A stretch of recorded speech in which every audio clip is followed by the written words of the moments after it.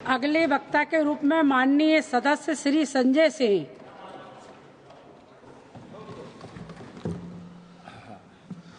धन्यवाद महोदय, आपने मुझे इस अति महत्वपूर्ण बिल पर अपनी बात कहने का मौका दिया। मैं सरकार का पक्ष सुन रहा था और उनकी चिंताओं को सुन रहा था और इस बिल का मकसद जो उन्होंने बताया वो सुन रहा था। निश्चित रूप से महोदय, भारत की सुरक्षा सर्वोपरि है। राष्ट्र की सुरक्षा से किसी भी प्रकार का कोई समझौता नहीं होना चाहिए। देश के अंदर किसी को भी अवैध तरीके से घुसपैठ करने की इजाजत नहीं होनी चाहिए। देश के अंदर कहीं भी अवैध घुसपैठिया नहीं होना चाहिए।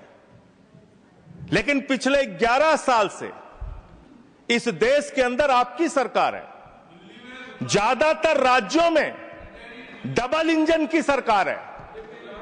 डबल इंजन की सरकार है। ऊपर भी मोदी जी, नीचे भी मोदी जी, ऊपर भी मोदी जी, नीचे भी योगी जी, ऊपर भी मोदी जी, नीचे भी हेमंत बिस्वा शर्मा जी। चारों तरफ महामानव की सरकार महोदया, महामानव की सरकार। वो तो अवतार भी कहते हैं अपने आप को। और उस अवतार की सरकार में घुसपैठ हो जा रही है।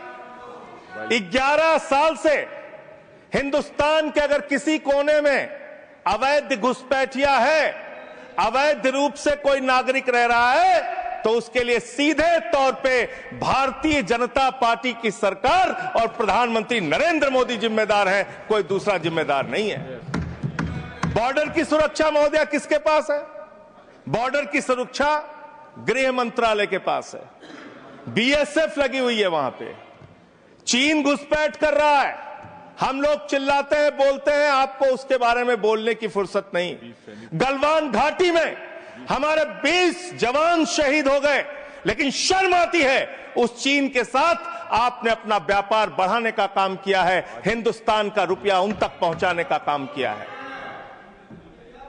देश के बॉर्डर की सुरक्षा आपके जिम्मे है।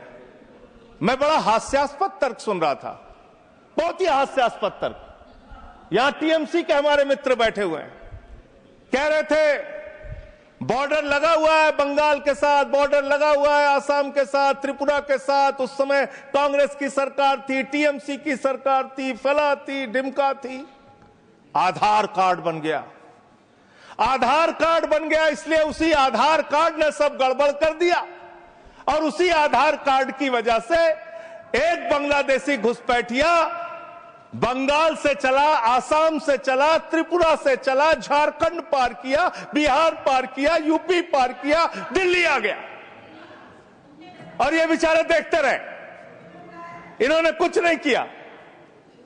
और मल्लिकार्जुन खड़गे जी भी बैठे हुए हैं, ये भी राज्य में मंत्री रहे हुए हैं। माननीय लोपी साहब, प्रमोद तिवारी जी भी राज्य में मंत्री रहे हुए हैं। इन दोनों से भी पूछ ले सरकार के लोग, ये भी आपकी मदद कर देंगे। किसी राज्य के अंदर कोई व्यक्ति आ गया तब उस राज्य सरकार की जिम्मेदारी होती है। लेकिन मुझे लगता है आजकल पूरा का पूरा गृह मंत्रालय सुपरमैन की पिक्चर देख रहा है। पूरे भाजपाई सुपरमैन की पिक्चर देख रहे हैं। और कैसे देख रहे हैं? 50 किलोमीटर की सुरक्षा बीएसएफ के पास है। बंगाल में 50 किलोमीटर की सुरक्षा बीएसएफ के पास है।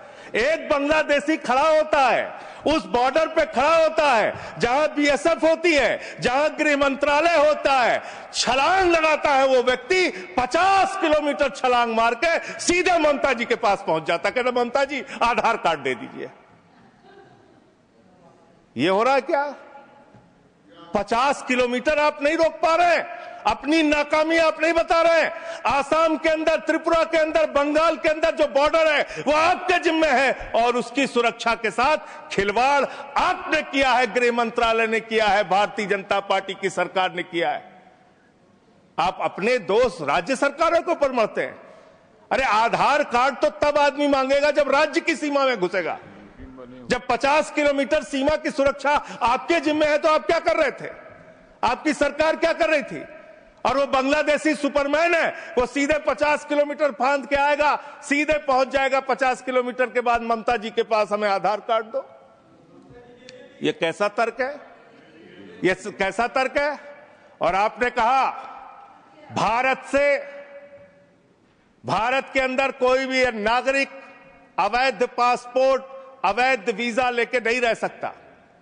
लेकिन मैं दूसरी बात आपसे पूछना चाहता हूं, इसका मैं समर्थन करता हूं, बिल्कुल नहीं रह सकता।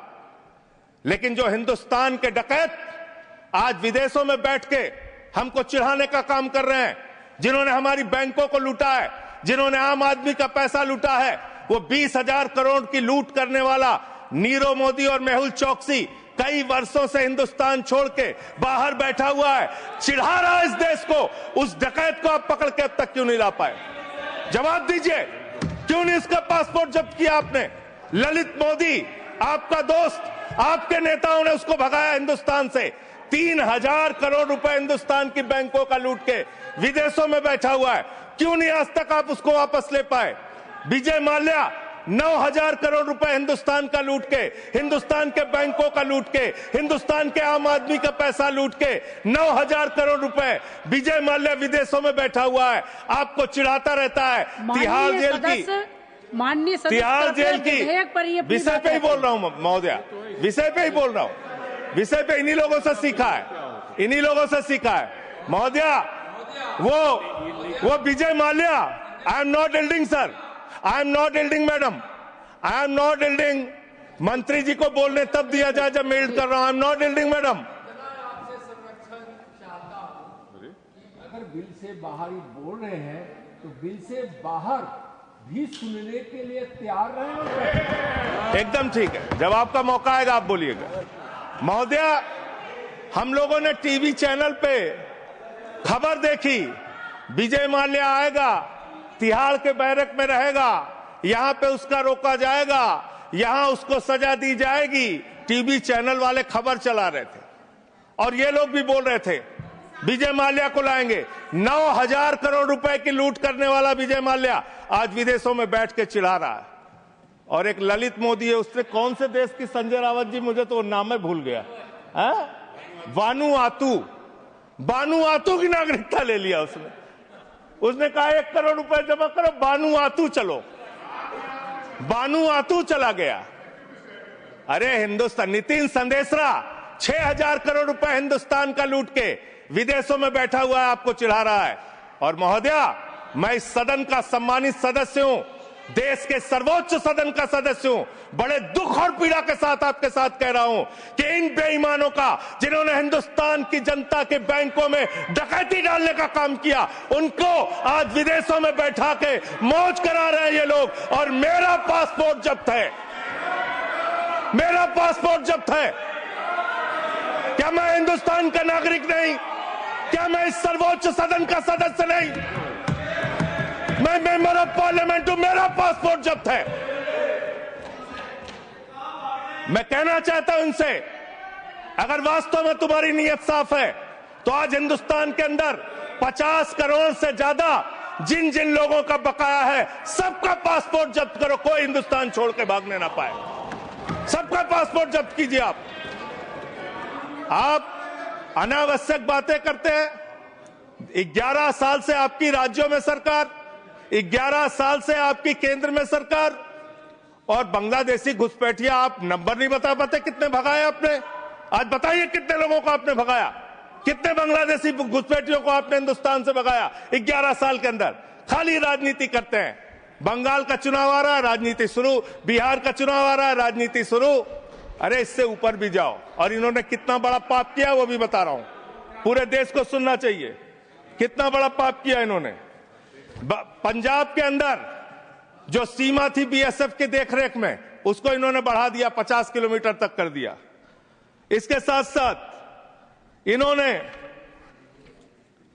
Tycoon profited after India relaxed border security rules for energy park. Energy park बनाने के लिए पाकिस्तान की सीमा में, गुजरात के अंदर भारत की सुरक्षा कानूनों में रिलैक्स देने का काम इस अपराध इस सरकार ने किया है अपने एक दोस्त को एनर्जी पार्क का ठेका देने के लिए, उसका फायदा पहुंचाने के लिए, उसका धंधा कराने के लिए, देश की सुरक्षा के साथ अपने दोस्त को फायदा पहुंचाने के लिए, अडानी को फायदा पहुंचाने के लिए आपने बॉर्डर की सुरक्षा पे, वहां के कानूनों पे रिलैक्स देने का काम किया।